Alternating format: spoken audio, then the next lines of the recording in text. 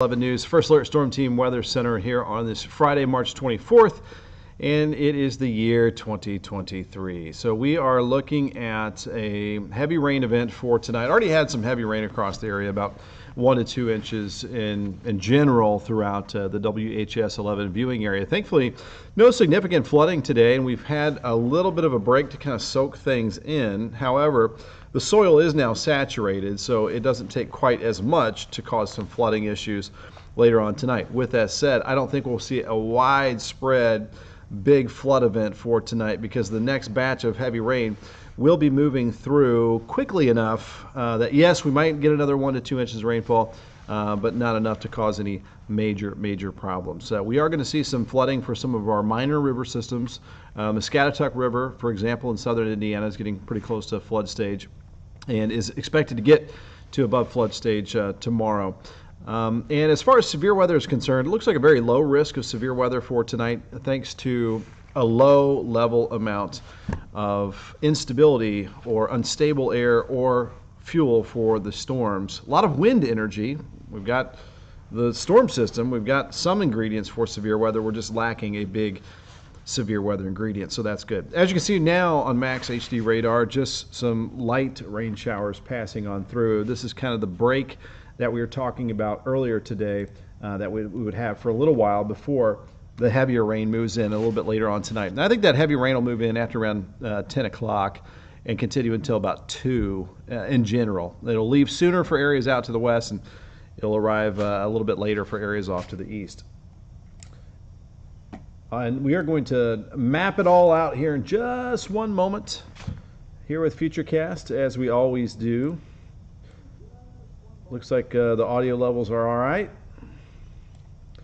Check a few comments, and we will get rolling along here on this nice gloomy Friday night. A little busy downtown, as you may have noticed or been aware of, thanks to the NCAA tournament going on.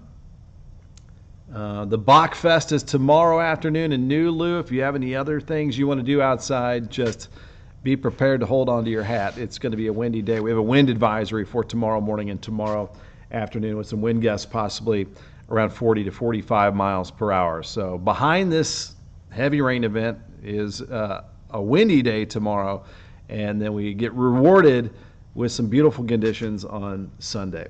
Libby Ann, thanks for watching here. Tanya, hello to you. Jamie Roland, thanks for watching. Tanya from Louisville. Jose Hernandez, who drove through some of that rain today. Yep, saw a lot of that as well. Barbara Stevens from Paoli. Daphne Monaco, thanks for watching here. Where's the snow, Jamie asks. I think the snow is over with for this part of the year of 2023 until next season. We'll see you later. All right, we've got Sherry Armour. Thanks for watching. Melissa Ekman, Holly Quinn from Campbellsville, Wanda Harden from Campbellsville. Melissa Ekman, please shut the rain off. We will do that later on during the overnight. Thank you, Wanda, for sharing. Yeah, thank you for liking or sharing our live stream tonight here on YouTube, Facebook. Joseph says the rain has stopped for a little while there in Shelby County. Good to get a little reprieve, a little break there. Terry Weber, thanks for watching. Jaylee White from Shelbyville and Christy Kinderbader from Glendale, Kentucky. We are representing the WHS 11 viewing area from north to south and east to west. Middle Tennessee, a little better chance that the storms could be strong down there. Mary James. We've got Bob Buxton in Memphis. Derek McElroy in Elizabethtown. Sheila Devine, hello to you. Coleridge says the rain's been going on since 1 a.m. We had some loud thunderbolts last night. Hart County, the severe weather threat is low, Donna. How strong are the winds going to be? 40-45 miles per hour for tomorrow. There could be some gusty conditions late tonight as well.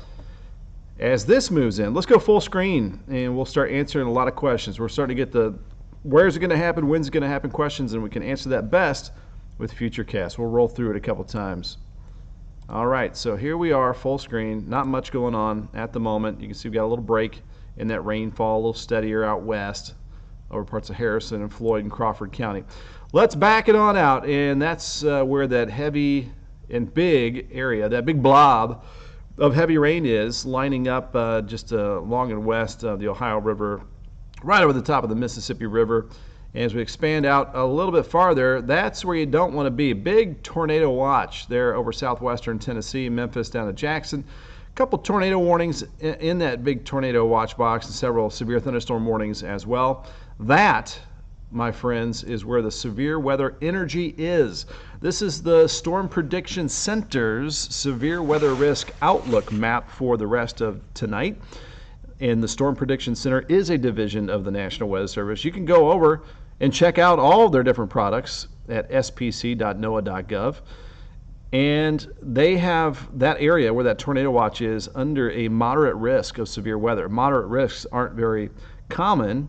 And then an enhanced risk into southwestern Kentucky, and then our area under level 1 and 2 of the 5 severe weather risk categories. But again, the reason why I'm saying the severe weather risk is low for us, look at all that energy for storms to the southwest.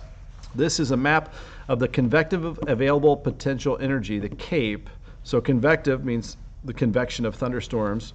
Available, what's available? Potential, if the storms get going, what kind of potential will they have?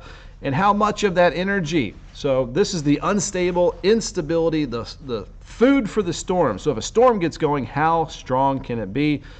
This is what feeds those storms. And you can see it's very high down over the lower Mississippi Valley. Now, what about us? Let's go to around 11:30 when it's going to be heading our direction. And it is very meager, small amounts of energy. So we just do not have much fuel for the storms. Have a lot of wind and shear. We just do not have a lot of the CAPE, the convective available potential energy. And that's good news for us. So here is around 9, 10 o'clock, but let's look after 11 o'clock. There you see those storms lining up west of I-65. I do say storms. There can be some thunderstorms. I just don't think, for the most part, they'll be very strong. Certainly hope not. But any shower that can tap into the low-level jet that'll be whipping right across our area at around this time can bring down some gusty winds. So there could still be some isolated damaging wind gusts. But again, I just think the overall severe weather threat for us is on the low end, much higher off to the southwest. So this is a snapshot on Futurecast at around 11:30. Let's go ahead and move this forward a couple hours, and this is 12:30 right on top of Interstate 65. And give or take, sometimes these speed up, sometimes parts of the line will slow down. By 2 a.m. it looks like that threat is over with and off to the east, and thankfully we will start to dry things out. All right, so the warmest part of tomorrow looks like right about there in the early morning in the lower 60s, and it's going to be breezy and maybe a sprinkle or two. But then notice into the afternoon, we're looking pretty dry. And those 50s that you see tomorrow afternoon, so it's going to be cooler tomorrow. I think it'll feel cooler than that, obviously with those winds, again, possibly gusting over 40 miles per hour. So if your kid has a travel ball sport or playing outside, maybe the Bachfest or tents everywhere on East Main Street in Nulu tomorrow, just got to make sure those are held down very well if there are any tents up tomorrow, because they would turn into sails, unfortunately. All right, back to full screen we go. So that is your Saturday afternoon. Might sneak in a little sunshine. Then the winds relax and we clear out the sky. Low temperatures will be in the 30s as we start off our Sunday morning, but above freezing. But then we warm right back up as we head into Sunday afternoon, with temperatures well into the 60s and sunshine and a very nice finish to the weekend. All right, next up here, the Ohio River. How is it going to do with all this rain filling up the Ohio River Valley Basin? Well, it looks like so far the forecast is for the Ohio River downtown to stay below flood stage, which is 23 feet, and the forecast is to go up to near 19 feet by early next week. Big Ohio River takes longer to fill up than the smaller river systems like the Muscatatuck River, which is like the Salt River, which is like the Rolling Fork or the Blue River, or any river that it might be near your area, except the big, mighty Ohio River. So these smaller river systems go up very quickly, and then they go down very quickly as well. So the Muscatatuck is already up to near 20 feet. Flood stage is 25. It is forecast to go above flood stage by tomorrow, and that is in southern Indiana. Live look out there over the Ump Center, which is busy tonight, again with the NCAA. It is cloudy, it is gloomy, it is around 60, southeast wind at 5 to 10, humidity high 93%, and area temperatures are cooler north of that front. So you can see Madison at 45, Carrollton at 47. So that front is basically right over the top of Interstate 64, along and south of it, upper 50s to around 60, and then north of the front in the 40s. So for tonight, localized flooding possible, heavy rain, low 55, and then tomorrow, turning windy and cooler. Wind advisory tomorrow morning into the afternoon. And we'll go high of 62, probably in the morning though, and then falling through the 50s through the afternoon. Now we've got a pretty quiet outlook after that. We've got 66 and some sunshine on Sunday. Monday looks like a small shower chance north of Louisville, so mostly dry. Tuesday looks mostly dry, near 60. Wednesday looks dry, and then we might see a rain chance return Thursday into Friday. We've got one weather model saying some rain Thursday, and then we've got a couple saying dry, then we've got several saying wet on next Friday. So just to give you an idea there, late next week we might have some wet weather returning to the area. So that is pretty much it. Again, good to see, this time around, we don't want to see severe weather anywhere in the United States, but severe weather threat much higher for areas off to the southwest of us. But that is the batch that you can see there that is going to be heading our direction later on tonight.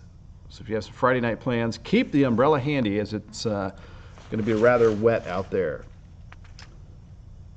All right, Donna, you're welcome for the update. Happy to pass along some of this information.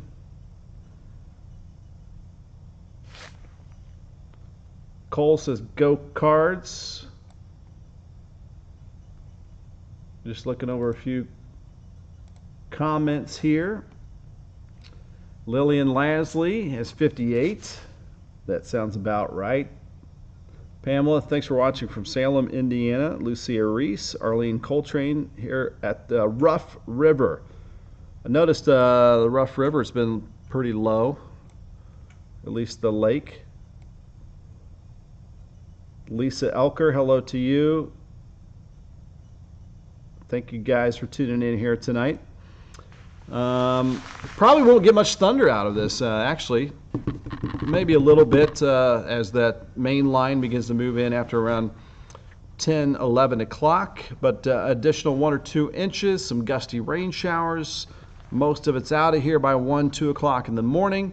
And then it's going to be breezy tomorrow. So if you got the trash cans out, might want to bring them back in pretty soon, as it's going to be blowing tonight. One other thing I'll mention too. This isn't going to be like the windstorm that we had early this month on that Friday that knocked out power for a long time for some folks. However, there are trees that were knocked halfway down and leaning on other trees and near power lines. So you already have some leaning and bent over trees from the last windstorm. And we're going to have 1 to 4 inches of rain in the ground. Once again, saturated root ball systems for the trees, which can loosen the dirt and make it easier for trees to topple over. So I wouldn't be totally surprised if we do get some spotty power outages late tonight and throughout portions of tomorrow as well, with those wind gusts around 40 or 45. So again, it might not take very much to get already leaning trees to fall on over. So hopefully it doesn't happen in your neighborhood. Just something to mention. There might be a few power outages late tonight and into tomorrow. All right, guys, I will see you in about, where are we at? 2 hours and 53 minutes on WHS 11, The Night Team. If I don't see you there, have a great Friday night. Sleep well and